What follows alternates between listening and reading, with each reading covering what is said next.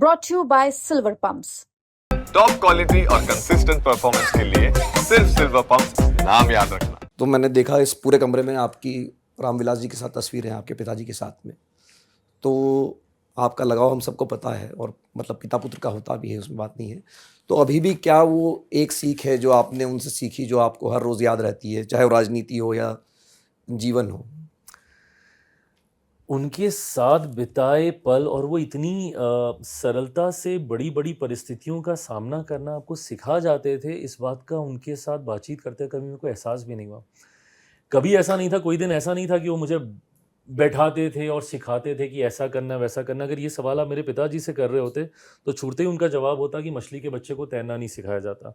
तो मैंने on a serious note बैठकर अगर मैंने उनसे कोई चीज़ जानने का मैंने प्रयास किया, तो उन्होंने कभी मुझे वो बात सिखाने की कोशिश नहीं की। उन्होंने हमेशा मुझे वो फ्रीडम दी कि तुम खुद करो।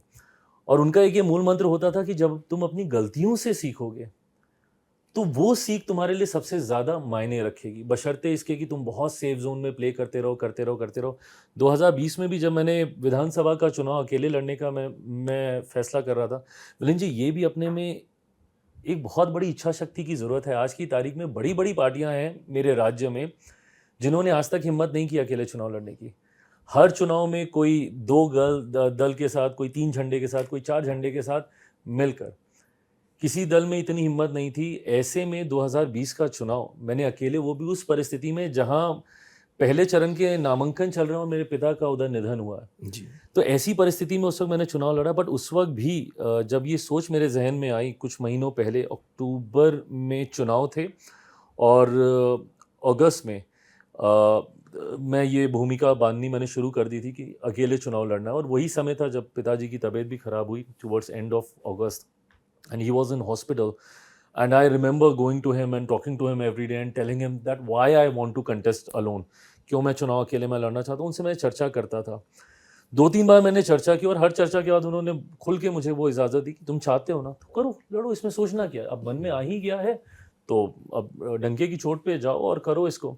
तो मुझे याद है जब मैंने 3-4 बार तक मैं सिर्फ डिस्कस ही करता रहा, तो उस दिन उन्होंने मुझे थोड़ा सा एग्रेशन के साथ उन्होंने कहा कि इसके लिए हिम्मत चाहिए, अगर हिम्मत है तभी ये सारी बातें सोचो। बोलते तुम आज जितना सोचो, 2005 में मैंने सोचा था, नई पार्टी बनाई थी, 4 साल हुए थे पार्टी को बनाए हुए, उतर के हम लोग मैदान में और लड़ लिया चुनाव। तो अगर सही में अगर अपनी सोच पे विश्वास कर रहे हो तो डरो नहीं, हिम्मत के साथ जाओ। तो ये फ्रंट फुट पे खेलना उन्होंने हमेशा मुझे सिखाया कि सही गलत वो समय बताएगा, बट अगर आपने कोई फैसला लिया है तो उस फैसले पे अडिग रहिए और मजबूती से उस फैसले को सफल बनाने का अंतिम क्षण तक प्रयास कीजिए। और रामविलास जी के बारे में कहा जाता था कि वो मौसम वैज्ञानिक थे, उनको हवा का पता चल जाता था। तो चिराग पासवान ने ये सीखा है कि नहीं, मौसम वैज्ञानिक? मैं चाहूँगा कि उनका ये गुण मुझ में ज़रूर आए। उन्हीं का ही अंश हूँ, उन्हीं का ही खून मेरी रगों में है, उन्हीं के ही दिए हुए संस्कार हैं।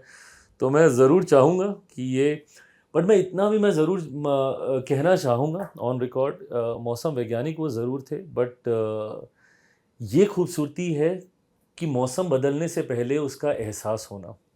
2004 में किसी ने नहीं सोचा था कि यूपीए की सरकार आएगी, उससे पहले उनका लिया हुआ वो फैसला। मैं इसको कहीं ना कहीं मैं शुभ संकेत भी मानता हूँ कि हमारी पार्टी जिसके साथ गई उसकी सरकार बनी। और आज तक पार्टी के इतिहास के पन्ने टटोल कर देख लीजिए, कभी भी हम लोगों ने पोस्ट पोल अलायंसेस नहीं किए, कभी भी हमने कि इसकी सरकार अब बन रही है तो इसलिए इसका समर्थन करते हैं, हमने कभी नहीं, हमेशा प्री पोल अलायंस किए।